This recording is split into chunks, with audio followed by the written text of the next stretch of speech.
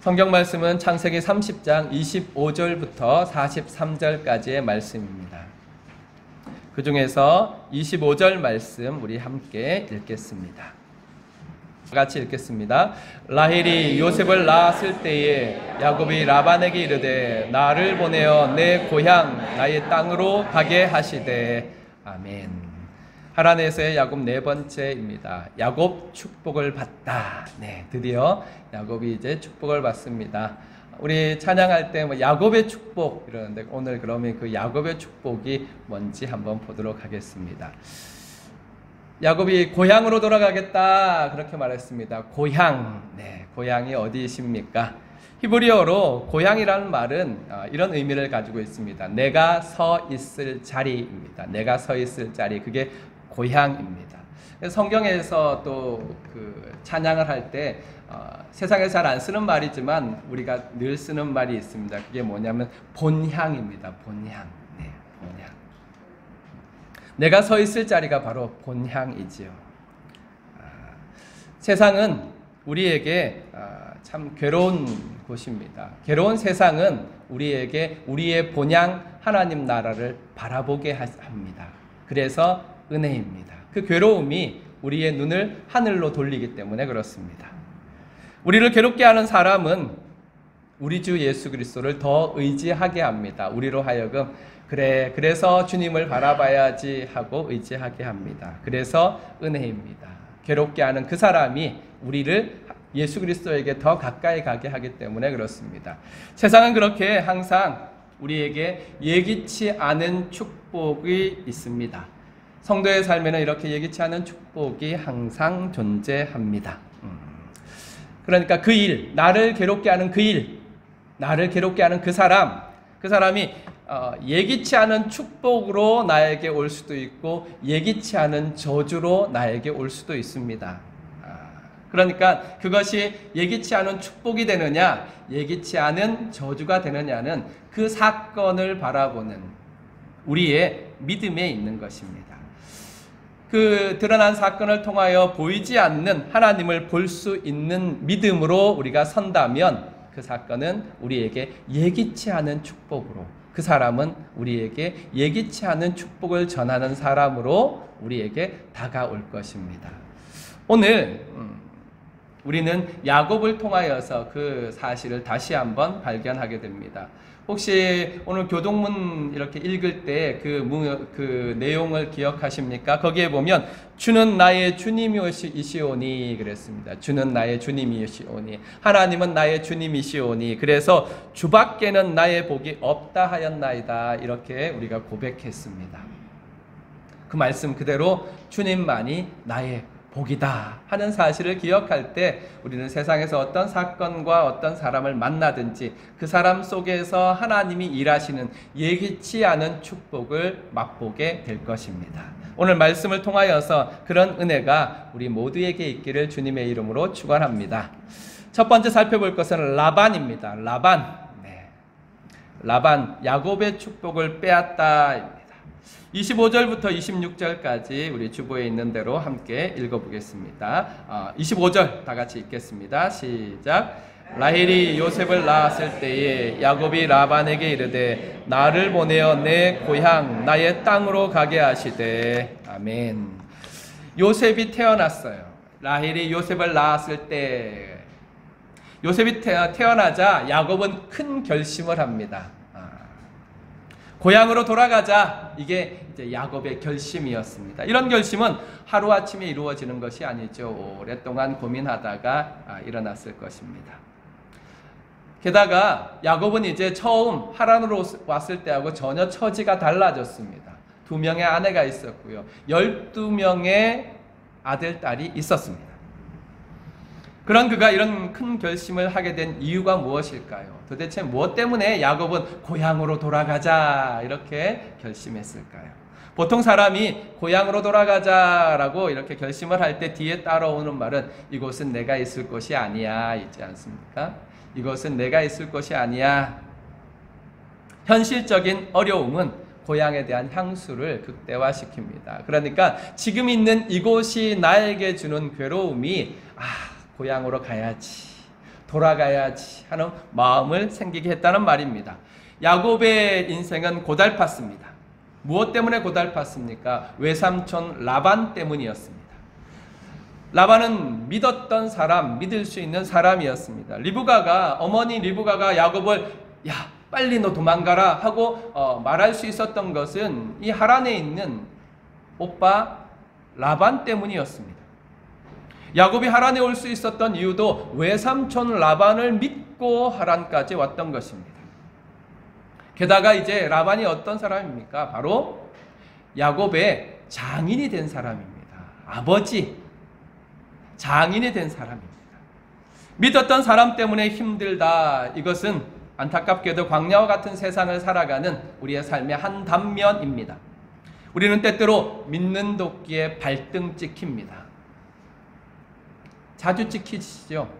네. 정말 믿고 바라봤던 그 사람이 어떻게 나한테 그럴 수 있을까 할 만큼 우리의 발등을 찍기도 합니다. 정말 사람은 믿을 존재가 아니라 사랑할 존재입니다. 믿고 의지할 분은 하나님 한 분밖에 없습니다.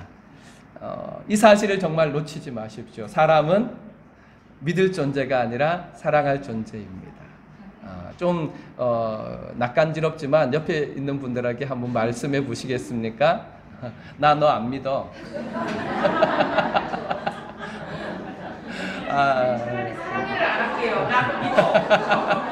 김성교사님 번개같이 나 너 안 믿어 하시는데 네, 거기서 끝나면 제가 가정 불화를 가지고 오는 사람이라 안 되지요. 자, 따라 하십시오. 나 너 안 믿어. 하지만 하나님은 믿어. 그래서 너를 사랑할 거야.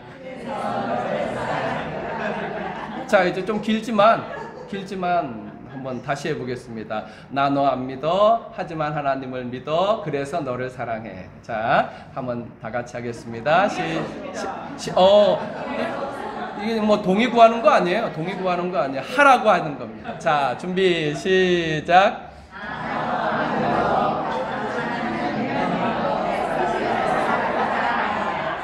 감사합니다. 지금 연습하신 거 꼭 가셔서 그분에게 하세요. 네, 나를 괴롭게 하시던 그분, 나를 어렵게 하시던 그분에게 꼭 가셔서 하세요.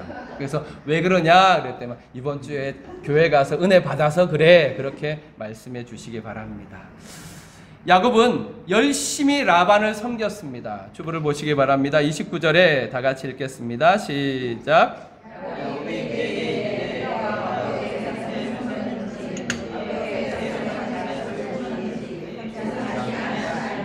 아멘. 야곱은 외삼촌 아시지 않아요? 내가 얼마나 잘했는지, 얼마나 열심히 섬겼는지, 얼마나 열심히 일했는지. 야곱 때문에 하나님께서 라반에게 복을 주셨습니다. 30절을 보시기 바랍니다. 내가 오기 전에는 외삼촌의 소유가 적더니 번성하여 때를 이루었으니 내 발이 이르는 곳마다 여호와께서 외삼촌에게 복을 주셨나이다. 그러나 나는 언제나 내 집을 세우리까. 그렇게 고백했습니다. 야곱은 14년 동안 봤어요. 하나님께서 이 야곱 때문에 어떻게 라반의 집을 축복하는지 봤어요. 그래서 내가 걸어가는 곳마다, 내가 하는 일마다 라는 뜻입니다. 내가 하는 일마다 하나님이 복을 주셨습니다. 그래서 삼촌의 집이 이렇게 부자가 되지 않았습니까? 그랬습니다. 이것은 라반도 인정하는 사실입니다. 27절에 보니까 라반이 야곱에게 말합니다. 여호와께서 너로 말미암아 내게 복 주신 것을 내가 깨달았노니 그랬습니다. 여호와께서 너 때문에 나에게 복 주신 거 나도 안다. 그렇게 고백했습니다.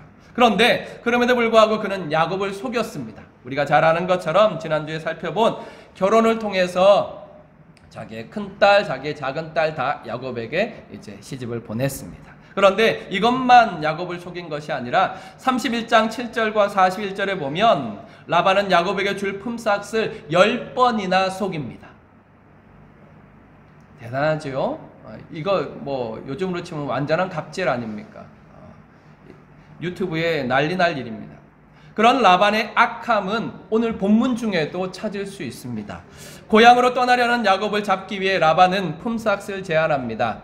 이미 야곱은 라반의 집에서 품삯 없이 일꾼으로 14년을 일한 후입니다. 그때서야 이제 라반이 얘 떠났다가는 우리 집에 큰 손해겠다. 붙잡아 둬야지. 고향으로 못 돌아가고 어떻게 하면 붙잡아 둘 수 있을까 하면서 이야기한 것이 내가 너에게 품삯을 주겠다. 그런데 품삯 네가 이야기해봐라. 내가 네가 이야기하는 대로 다 주겠다. 어떻게 생각하면 라반이 참 좋은 마음으로 한다 생각하지만 라반은 지금 급한 거예요. 왜? 야곱이 얼마나 축복의 사람인지 알고 있었기 때문에 그렇습니다. 그래서 31절부터 보면 라반이 이르되 내가 무엇으로 내게 주랴? 야곱이 이르되 외삼촌께서 내게 아무것도 주시지 않아도 나를 위하여 이 일을 행하시면 내가 다시 외삼촌의 양떼를 먹이고 지키겠습니다. 외삼촌, 나에게 이 일을 하시면 내가 이제 다시 외삼촌의 양떼를 먹이겠습니다. 그랬어요. 32절에 계속해서 오늘이 중요해요. 나중에 또 나오는 그날에 하고 연결됩니다. 꼭 기억해 두세요. 오늘 내가 외삼촌의 양떼를 두루다니며 그 양 중에 아롱진 것, 점 있는 것, 검은 것을 가려내며 또 염소 중에 점 있는 것과 아롱진 것을 가려내리니 이 같은 것이 내 품삯이 되리이다. 후일에 외삼촌께서 오셔서 내 품삯을 조사하려 하실 때에 나의 의가 내 대답이 되리이다. 내게 혹시 염소 중 아롱지지 아니한 것, 점이 없는 것, 양 중에 검지 않은 것이 있거든 다 도둑질한 것으로 인정하소서 그랬습니다. 불리한 조건을 내놓지요. 야곱은 지금 자기에게 불리한 조건을 내놓습니다. 뭐냐 하면 복잡하게 이야기합니다만 간단한 것은 뭐냐면 양이나 염소 중에 얼룩덜룩한 거는 내 걸로 주십시오. 그런 말입니다. 이게 왜 그 불리한 조건이냐 하면 저도 사진을 찾아보니까 여기서 양하고 염소 구별되십니까? 네. 촌놈들이시군요. 양은 뿔 있는 놈, 염소는 뿔 없는 놈 이렇게 구별할 수 있겠지요. 보통 이제 반대인가요? 양은 뿔 없는 놈, 네. 염소는 감사합니다. 네. 아무리 준비를 해도 하다가 틀릴 때도 있어요. 자, 어쨌든 중요한 것은 뭐냐 하면 양은 팔레스타인의 양은 물론 대부분 양도 그렇지만 양은 흰색이에요. 그리고 염소는 검은색이에요. 혹시 양은 우리가 자주 못 봤으니까 염소 중에 흰 놈 보셨습니까? 드물어요. 그런데 양은 이렇게 야곱은 지금 뭐라고 이야기하냐면 얼룩덜룩한 놈 그거 나한테 주십시오. 이렇게 이야기했습니다. 생물학적으로 봐서 팔레스타인의 양이 흰색이 또 염소는 검은색이 우성이라는 말입니다. 야곱이 이렇게 불리한 조건을 제시한 것은 1차적으로 라반이 이 정도 조건이 아니면 안 받아들일 거 알았어요. 14년 동안 삼촌 경험했잖아요. 삼촌 밑바닥까지 다 알잖아요. 그래서 삼촌이 이 정도 조건 아니면 안 받아들이겠구나 하는 것을 알고 승부를 딱 걸었습니다. 또 하나 더 중요한 것은 야곱은 하나님을 믿었습니다. 앞에 27절 28절 29절 계속 고백한 것은 하나님께서 나를 복 주셨다는 것을 야곱은 믿었습니다. 그는 하나님께서 복 주신다는 사실을 지난 14년 동안 체험해 왔습니다. 어떤 불리한 조건 속에서도 하나님께서 자신을 축복하실 것을 믿었습니다. 이런 상황에서 야곱의 선택은 베델의 하나님, 약속하신 하나님, 나를 지키시고 인도하셔서 복 주시겠다고 하신 그 하나님을 믿는 믿음에 따른 것입니다. 이게 야곱의 축복입니다. 야곱의 축복은 다른 것이 아니라 하나님을 믿는 믿음입니다. 그런데 이렇게 자신에게 유리한 조건을 야곱이 제시했음에도 불구하고 라반은 욕심 많고 교활했습니다. 사실 야곱이 이런 조건을 제시하면 라반은 어떻게 해야 됩니까? 그는 외삼촌이지 않습니까? 또 장인이지 않습니까? 그렇다면 야곱이 이렇게 불리한 조건을 제시하면 라반은 어떻게 해야 돼? 그럴 수 있느냐? 우리 정당하게 하자. 그래 50대 50 이렇게 하도록 하자 라든지 자기에게 좀 더 불리할지라도 야곱에게 돌아가는 것이 많도록 이 조건을 다시 제시해야 하지 않습니까? 그러나 라반은 야곱의 말이 떨어지지 말자 덥석 즉시 그 제안을 받아들입니다. 혹 야곱이 마음이 바뀔까 두려워서 싹 받아들입니다. 게다가 거기서 한 발짝 더 나아갑니다. 라반 참 대단합니다. 우리 함께 34절부터 36절까지 함께 읽겠습니다. 시작.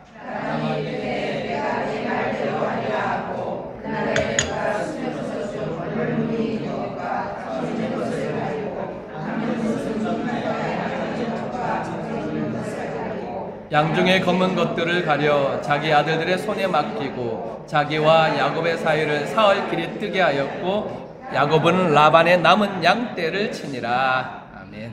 라반은 이런 사람입니다. 얼마나 대단한 사람입니까? 그날, 그러니까 앞에 오늘이라고 야곱이 얘기했던 그날, 오늘부터 첫날이에요 삼촌, 오늘부터 제가 양을 칠게요. 이렇게 하시면 그때 뭐라고 했어요? 얼룩덜룩한 놈은 제게 주세요 하고 시작을 했지 않습니까? 그런데 35절에 보면 그날에, 바로 그날에 라반은 달려가서 염소 양 가릴 것 없이 어룽진 놈이나 이런 것들은 다 빼돌려서 누구한테 주느냐면 자기 아들들한테 줍니다. 아들들한테 준 다음에 자기 양떼를 그 어룽진들로부터, 얼룩덜룩한 놈들로부터 3일길을 격리시켜 놓습니다. 그래서 이제 야곱에게 양을 치게 하는데 야곱에게는 지금 양은 하얀 놈, 염소는 검은 놈밖에 없는 겁니다. 그러니까 라반은 야곱이 아무것도 없이 일을 시작하게 하고 품삯도 없이 일을 시작하게 합니다. 이런 경험 있으시죠? 사업을 하시면서 또 사회 일을 하시면서 이 땅에서 여러 사람을 만날 때 이렇게 자기 이익에 꽉 사로잡혀서 도무지 이빨 하나 안 들어갈 것 같은 사람들을 만나고 말 한마디 세상에 이렇게 나올 정도로 우리를 무너지게 하는 사람들을 만나실 것입니다. 라반이 바로 그런 사람이었습니다. 이런 라반에 대해서 31장에 가면 라반의 평가가 나옵니다. 그래서 야곱이 삼촌한테 평가를 합니다. 또 레아와 라헬이 야곱에게 아버지에 대해서 평가합니다. 정말 대단합니다. 그건 이제 다음 주에 살펴보도록 하고, 이런 라반 때문에 14년 야곱의 축복이 사라진 것 같습니다. 아니, 야곱에게 있어야 될 축복이 다 라반에게 간 것 같습니다. 또 앞으로 6년의 야곱의 축복도 빼앗길 것 같습니다. 광야와 같은 세상을 우리가 살아갈 때 우리를 힘들게 하고 괴롭게 하는 일들이 많습니다. 대부분 열악한 환경과 조건들이 우리를 힘들게 하지요. 하지만 그러나 정말 우리를 괴롭게 하는 것은 사람입니다. 믿었던 사람, 믿을 수 있을 것이라고 생각했던 그 사람으로부터의 배신이 우리를 괴롭게 할 뿐만 아니라 우리를 무너지게 합니다. 그러나 기억합시다. 라반의 악함에 야곱의 삶이 묶여 있는 것처럼 보여도 그렇지 않습니다. 하나님께서 야곱을 오히려 묶어 두셨습니다. 라반이 악하지만 하나님께서는 그 악한 라반과 함께하는 14년 동안 야곱에게 2명의 아내와 12명의 자녀를 허락하셨습니다. 이제 6년 동안 야곱을 거부로 만들어 가실 것입니다. 그러니까 야곱의 이 라반의 악함에 매여 있는 것처럼 보이는 야곱의 삶이 하나님께서 그 일을 통하여 축복하는 삶으로 나아간다는 것입니다. 하나님께서는 야곱에게 자손의 축복을 허락하여 주셔서 라반과 있는 14년 동안의 12명의 자녀를 허락하여 주셨습니다. 물론 앞으로 베냐민이 더 있으니까 더 늘어나겠죠. 그리고 이 6년 동안 마지막 절에서 알 수 있는 것처럼 이 6년 동안 하나님께서는 야곱을 거부로 만드십니다. 곧 하나님은 우리를 괴롭게 하는 그 사람을 통해 우리를 축복하십니다. 세상의 그 어떤 것도 그리스도 예수 안에 있는 하나님의 사랑에서 우리를 끊어놓을 수 없다는 사실을 믿으십니까? 네, 잘하셨습니다. 그런데 한 가지 더 믿읍시다. 무엇이냐 하면 세상의 그 어떤 악함도 우리를 축복하시는 하나님의 의지를 이길 수 없습니다. 당연한 사실 아닙니까? 세상이 아무리 악하여도 세상의 악함이 아무리 거대하고 높고 강할지라도 우리를 축복하시고자 하시는 하나님의 의지를 어떻게 이길 수 있겠습니까? 성도의 삶은 세상과 사람의 악함이 지배하는 것이 아니라 하나님의 선하심이 지배합니다. 그러므로 하나님의 선하심으로 우리를 이끌어 가시고 우리를 지키시며 보호하신다는 사실을 믿으시기를 주님의 이름으로 축원합니다. 세상의 모든 악으로도 빼앗을 수 없는 것이 있는데 그것이 바로 우리를 향하신 하나님의 축복입니다. 하나님의 축복은 우리에게서 절대로 빼앗을 수 없습니다. 두 번째, 하나님 야곱을 축복하셨습니다. 우리 43절을 다 같이 읽겠습니다. 시작. 이에 그 사람이 양떼와 노비와 낙타와 나귀가 많았더라. 아멘. 이에 그 사람이 매우 번창하여, 야곱이 매우 번창하여 양떼와 노비와 낙타와 나귀가 많았더라 그랬습니다. 30장을 쭉 읽어오는 동안에 우리는 사람의 행함을 분명하게 볼 수 있습니다. 아, 라반은 이렇게 행했구나, 라반은 이런 일들을 했구나, 야곱은 또 이런 일들을 했구나, 다 읽어낼 수 있습니다. 그러나 하나님의 행하심은 잘 보이지 않습니다. 홍해를 갈라놓으신다든지 구름기둥과 불기둥으로 인도하신다든지 만나를 내려주신다든지 이런 하나님만 하실 수 있는 특별한 기적들이 보이지 않습니다. 그러나 하나님은 우리의 인식을 넘어 여전히 하나님의 일을 반드시 하십니다. 우리가 못 볼 뿐이지, 우리가 못 본다고 해서 하나님이 주무시거나 하나님이 일하지 아니하시거나 하나님의 뜻을 이루어 가시지 않는 것이 아닙니다. 사실 우리의 일상은 보이는 인간의 행함이 결정하는 것이 아닙니다. 보이지 않는 하나님의 일하심이 우리의 삶을, 우리의 인생을 결정해 가십니다. 이 사실을 믿으시길 바랍니다. 야곱이 일을 시작했습니다. 37절부터 42절에 보면 야곱이 한 일들이 나옵니다. 우리 모니터를 보시면서 한번 다 같이 읽겠습니다. 37절, 38절 읽겠습니다. 시작. 야곱이 포도나무와 쌀나무와 시통나무의 푸른가지를 가져다가 그것의 껍질을 벗겨 흰 무늬를 내고 그 껍질 벗긴 가지를 양떼가 와서 먹는 개천의 물구유에 세워 양떼를 향하게 하매 그때가 물을 먹으러 올 때에 새끼를 베니 39절 40절 시작. 가지 앞에서 새끼를 뱀으로 얼룩덜룩한 것과 점이 있고 아롱진 것들을 낳은지라. 야곱이 새끼 양을 구분하고 그 얼룩무늬와 검은빛 있는 것을 라반의 양과 서로 마주하게 하며 자기 양을 따로 두어 라반의 양과 섞이지 않게 하며 41절에 보니까 튼튼한 양이 애기 뵐 때에는, 새끼 뵐 때에는 야곱이 개천에다가 양떼의 눈앞에 그 가지를 두어 양이 그 가지 곁에서 새끼를 베게 하고 약한 양이면 그 가지를 두지 아니하니 그렇게 함으로 약한 것은 라반의 것이 되고 튼튼한 것은 야곱의 것이 된지라 그랬습니다. 이 야곱이 양치는 일은 열심히 했을 것입니다. 이 37절부터 42절까지 나온 것은 양치는 일에 관계된 일이 아니라 야곱의 그 품삯과 관계된 일들만 기록되어 있는 것이에요. 양과 염소의 번식에 관계된 일들만 기록하고 있습니다. 야곱은 푸른 가지들을 꺾어 흰 줄무늬가 나도록 이렇게 꺾어냈습니다. 파란 부분과 껍질을 벗겨내면 하얀 부분이 있지 않습니까? 버드나무 예전에 이렇게 버들피리 만들 때 해보셨죠? 또 촌놈이라고 그럴까봐 하시고도 안 하셨다고 그러시는 거죠. 그러니까 그렇게 파란 부분, 하얀 부분, 파란 부분, 하얀 부분 얼룩덜룩하게 만들었다는 말입니다. 그리고 튼튼한 것들이 교미할 때는 그 나뭇가지를 구유 앞에 세워둬서 그거 보고 교미하게 했다. 그런데 약한 양들은 이렇게 빼놓고 그랬다. 그래서 오늘 말씀해 보니까 약한 새끼들은 라반의 것이 되고 튼튼한 것들은 야곱의 것이 되었다고 말했습니다. 어떠세요? 우리는 뭐 생물을 배웠으니까 이거 관계 있어요? 관계 없어요? 네.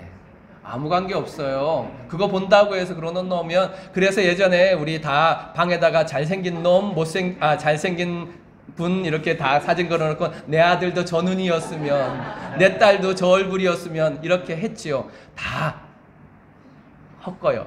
아무 관계 없습니다. 아무 관계 없습니다. 다 부모의 DNA를 따라서 다 그렇게 똑같이 닮게 나오는 것입니다.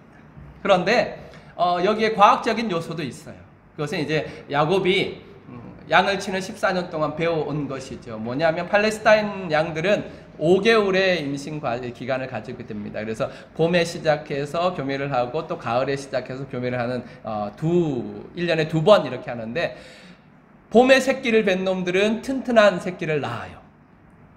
가을에 새끼 본 놈들은 약한 새끼를 낳아요. 왜일까요?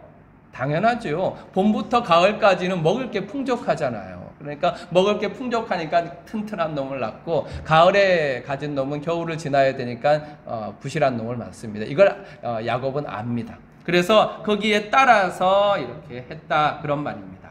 그러나 중요한 사실은 그러니까 껍질을 벗긴 것을 본다고 얼룩덜룩한 놈이 나오는 건 아니라는 것입니다. 그런데 결과 42절에 나오는 결과를 보면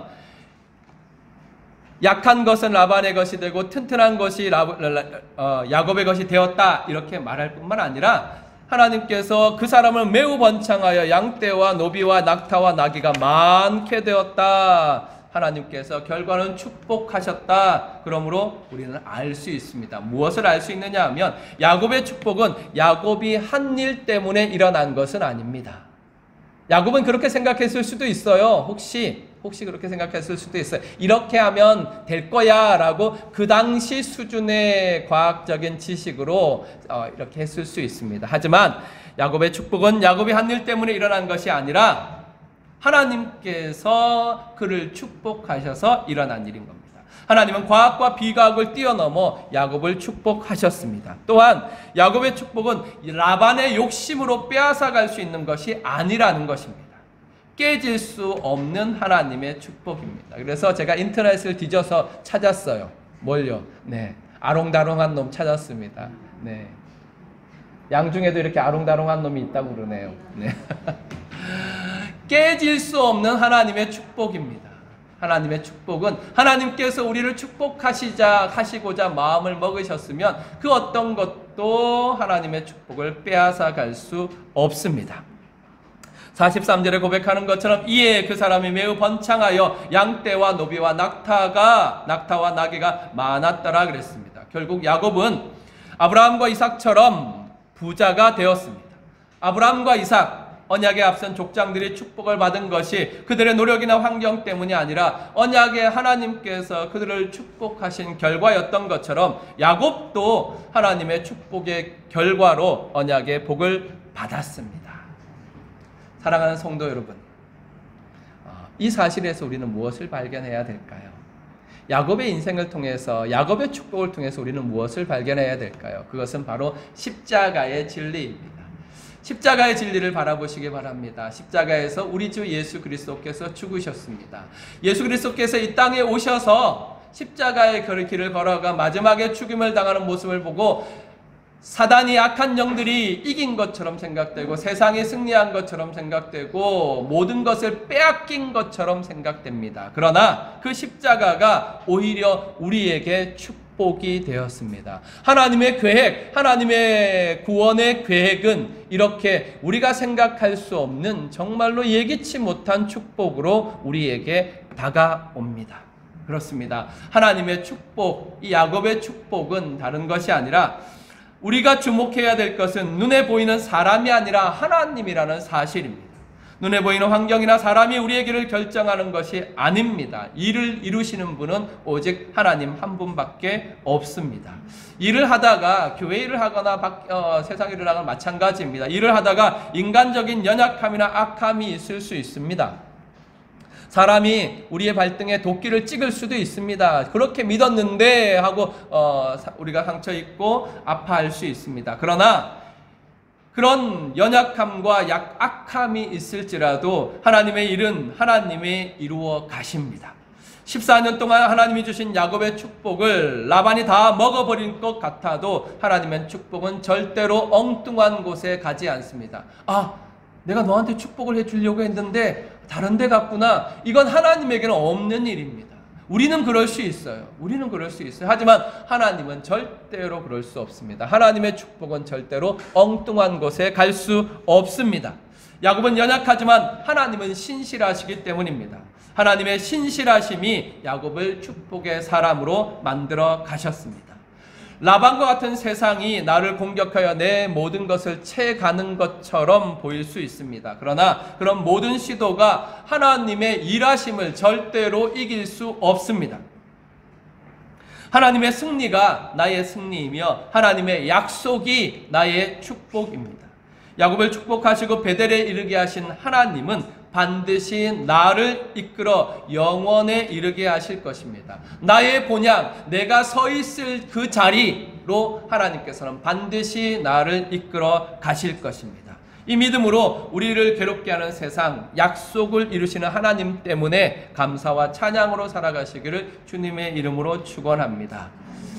성도 여러분, 오늘 말씀을 듣고 혹시 마음에 이런 거 생기지 않습니까? 나의 라반은 누구냐? 그래, 네가 아무리 나를 공격해도 나는 절대로 패하지 않을 거야. 하나님이 나를 축복하시니 요놈 그래 봐라 하고 나의 라반에 집중하십니까? 아니요. 오늘 말씀에서 우리가 집중해야 될 것은 하나님, 나의 하나님, 나를 지키시는 하나님, 나를 인도하시는 하나님, 나를 축복하시는 하나님, 나의 복이 되시는 하나님, 그 하나님께 우리의 눈, 우리의 마음, 우리의 영을 집중하시기 바랍니다.